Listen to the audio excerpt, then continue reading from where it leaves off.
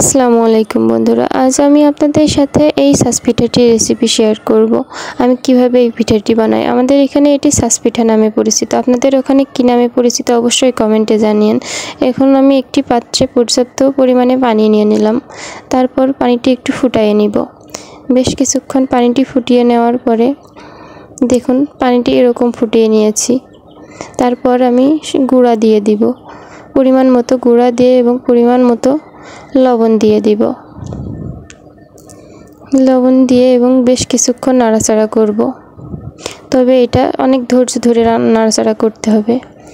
বেশ কিছুক্ষণ এরকম জোরে জোরে নাড়াচাড়া করে নিতে হবে, যাতে এর মধ্যে কোনো রকম আটা ভাব না থাকে। আমার এর ভিতরে এখনও আটা ভাব আছে, তাই আমি আবারও বেশ কিছুক্ষণ নাড়াচাড়া করে নিব।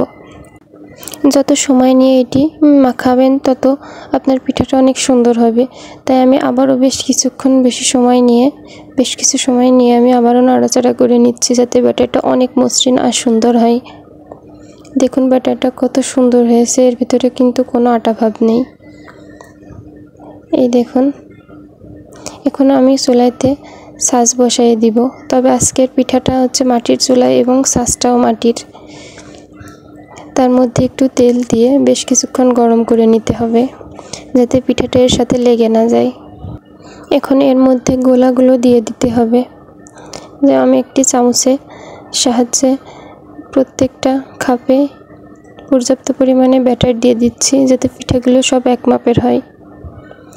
দেখুন বেশ ভালো করে ব্যাটারগুলো দিয়ে দিচ্ছি।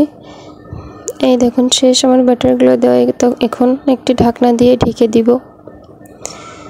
বেশ কিছুক্ষণ ঢেকে দেওয়ার পর 5 মিনিট পর আবারও ফিরে এসে দেখি, এই দেখুন কত সুন্দর পিঠা হয়েছে। অবশ্যই আপনারা এরকম করে পিঠা বানানোর চেষ্টা করেন, তাহলে আপনাদেরও অনেক সুন্দর হবে। এবং দেখুন কতটা জালি জালি হয়েছে পিঠাগুলো। তবে এই পিঠাগুলো ভিজালেও অনেক সুন্দর দেখায়। এছাড়া এই পিঠাটা আপনারা দুধ এবং চিনি বা গুড় দিয়েও ভিজিয়ে সুন্দর করে সকলকে পরিবেশন করতে পারেন। ছোট বড় সকলেই এই পিঠাটি পছন্দ করে এবং বিকেলের নাস্তায় ওই পিঠাটি সকলকে বানিয়ে দিতে পারেন।